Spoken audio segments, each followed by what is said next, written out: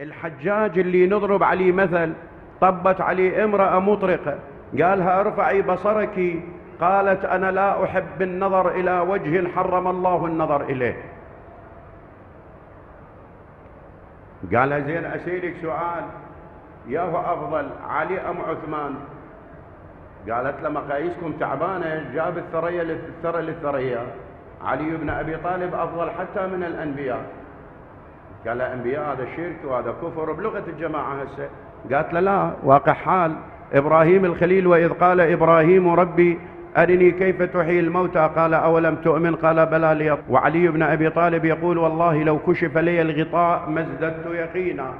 أو وصلت الحال وتمشي، قالت له سليمان قال ربي هب لي ملكا لا ينبغي لأحد من بعدي. وعلي بن أبي طالب جت الدنيا قال طلقتك ثلاثا لا رجعة لي فيك، إلى أن وصلت العيسى بن مريم قالها لهنا استوب.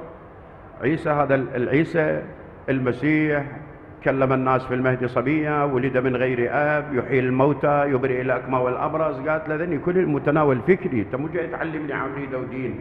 لكن عيسى ابن مريم لما حملت به من غير أب مو نفخنا فيه من روحنا، لكن من ضربها المخاض نادتها الملائكة اخرجي من المسجد إنه دار عبادة وليست دار ولادة. وانتبذت من أهلها مكانا شرقيا، وانشق جدار الكعبة، والكعبة أشرف من المسجد الأقصى، لفاطمة بنت أسد لتضع أشرف مولود بعد النبي على أشرف بقعة في الأرض.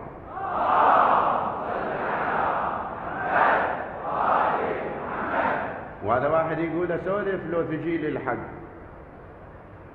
أسولف لو تجي للحق. محمد بالوداع ايش قال؟ مو شعلنها طق بطق، أخذ كفه هتف باسمه على الراية، على الآية، على علم البحر واغمق، على هارون من موسى وهبوب عذيب نتنشق، وعلي لو ما تدارك نوح شاغط السفينة شراعها تشقق، وعلي يوم ان خاذ النون خلى الحوت ببطون البحر تطلق، وعلي هدل المسيح بليل من شاف المسيح بخشبته تشبك، ياهو اللي رقع ثوبه وياهو اللي قرأ التوبة. سورة براءة تذكرون من ودع على أبو بكر وقال له الله بلغني لا يقرأها إلا أنا أو رجل مني من نفسي. ياهو اللي رقع توبة وياهو اللي قرأ التوبة. علي نش الزلم قدام نش البق، ثجيل حكاية الوجدان، والقصة طبعها من الخجل تعرق، والله العاد أبو الحسنين ألف نعلة على بي منين ما ينشق.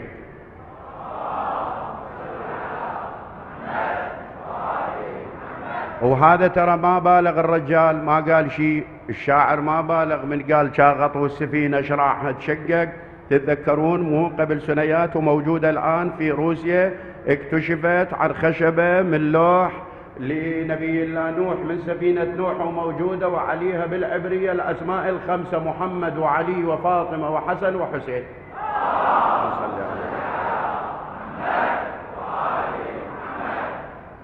إذن الحجاج شاهد الحديث من قالت لها الشكل أطلق سراحها، ما قتلها.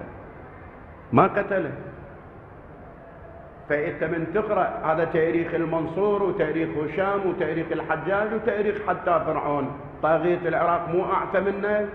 طيب إذا هم كنا إحنا مسالمين ونصيح بالروح بالدم والذبح بينا والمقابر الجماعية، إذا رجعوا بعد هذه الشتيمة ولا يخلون منكم عين تطرف، يخلون من عندنا وجود، يخلوننا ذكر، يخلوننا مراقد، يخلوننا مؤسسات.